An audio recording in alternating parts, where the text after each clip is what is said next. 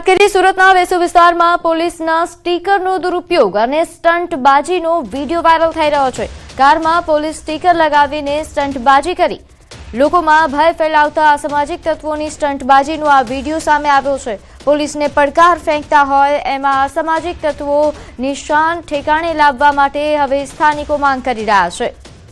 તો આપ આ દ્રશ્યો જોઈ રહ્યા છો, આ વેસુ વિસ્તારના હોવાનું સામે આવ્યું છે। અહીં અસામાજિક તત્વોનો આતંક વધ્યો છે તેવો સ્થાનિકોનો આરોપ છે। કારમાં સ્ટંટબાજી કરતો આ વિડીયો વાયરલ થઈ રહ્યો છે અને ચોંકાવનારી બાબત એ છે કે આ કારમાં પોલીસનું સ્ટીકર પણ લગાવવામાં આવ્યું છે। ત્યારે આ અસામાજિક તત્વોની શાન ઠેકાણે લાવવા માટે સ્થાનિકો માંગ કરી રહ્યા છે અને આ એક નહીં અને વધુ એક વિડીયો પણ સામે આવી રહ્યો છે। આવા વિડીયોઝ બનાવીને સ્ટંટબાજી કરીને લોકોમાં ભય ફેલાવવાનો પ્રયાસ। વધુ વિગત સાથે મારી સાથે સંવાદદાતા કીર્તેશ જોડાઈ ગયા છે। કીર્તેશ, આજકાલ આ સામાજિક તત્વો ના જે વાયરલ વિડીયો સામે આવી રહ્યા છે, જે રીતે કાયદાને હાથમાં લઈ રહ્યા છે, કેવા પ્રકારની કાર્યવાહી? બિલકુલ, સુરતનો સૌથી પોસ્ટ ગણાતા એવા વેસુ વિસ્તારમાં યુવકોનો ગાડી પર સ્ટન્ટ કરતો એક વિડીયો વાયરલ થયો છે।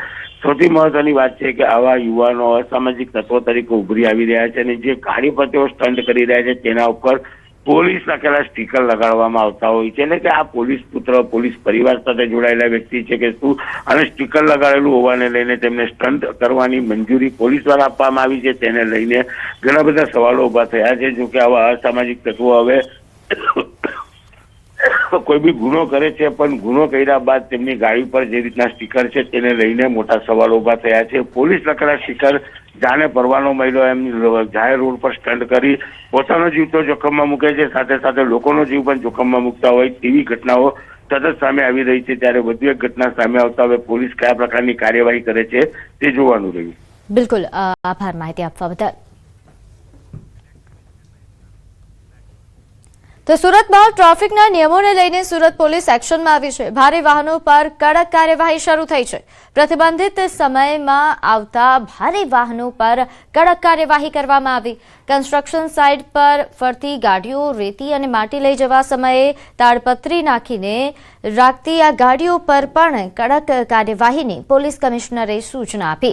રેતી અને માટી લઈ જતી ગાડીઓ તાડપત્રી ન પહેરાવતા પાછળ આવતા વાહન ચાલકો કે જેમને હાલાકી ભોગવવાનો વારો આવતો હોય છે, જેને લઈને આ કાર્યવાહી શરૂ થઈ છે। પોલીસ કમિશનરે એક મીટિંગ કરી કર્મચારીઓને આ મુદ્દે કડક સૂચના આપી છે અને કાર્યવાહી શરૂ કરવા માટે સૂચના આપવામાં આવી।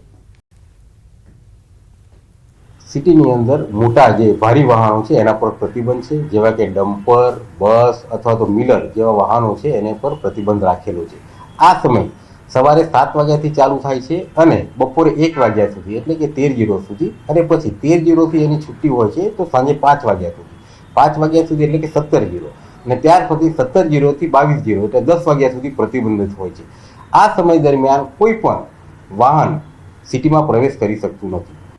પ્રતિબંધિત સમયે શહેરમાં ભારે વાહનો પર પ્રતિબંધ મૂકવામાં આવ્યો છે। દિવસ દરમિયાન વાહનો શહેરમાંથી પસાર થઈ શકશે નહીં। સાથે સાથે કહી શકાય કે જે માટી અને રેતી લઈ જતા હોય તમામ વાહનોએ ગાડી ઉપર તાડપત્રી પાથરવાની હોય છે, જેથી પાછળ આવતા વાહનોને હેરાનગતિ ના થાય અને અકસ્માતનો ભય ટળે, તેને લઈને સુરત મહાનગરપાલિકા સાથે સુરત પોલીસ કમિશનરે ખાસ ટ્રાફિક પોલીસને સૂચના આપી છે। પણ અહીંયા તમામ નિયમો નેવે મૂકેલા જોવા મળી રહ્યા છે, કારણ કે કન્સ્ટ્રક્શન સાઇટ ઉપર દિવસ દરમિયાન કહી શકાય ભારે વાહનોની અવરજવર સિટીમાં હોય છે। આ ભારે વાહનો યમદૂતની જેમ રસ્તા પર દોડતા હોય છે અને જે ભારે વાહનો માટીનું વહન કરતા હોય છે કે તે ઉપર તાડપત્રીનો જે નિયમ છે તે નિયમનું ઉલ્લંઘન કરે છે। આવા તમામ ટ્રાન્સપોર્ટ સામે સુરત પોલીસ કમિશનરે જાહેરનામું કહી શકાય અથવા તો સૂચના આપી છે કે રેતી અથવા માટી લઈ જતા લોકો જો તાડપત્રી નહીં બાંધે તો તેવા લોકો પર કડક કાર્યવાહી કરવામાં આવશે। કેમેરામેન જીગર ગુગલ સાથે કીર્તેશ પટેલ, ન્યૂઝ 18 ગુજરાતી, સુરત।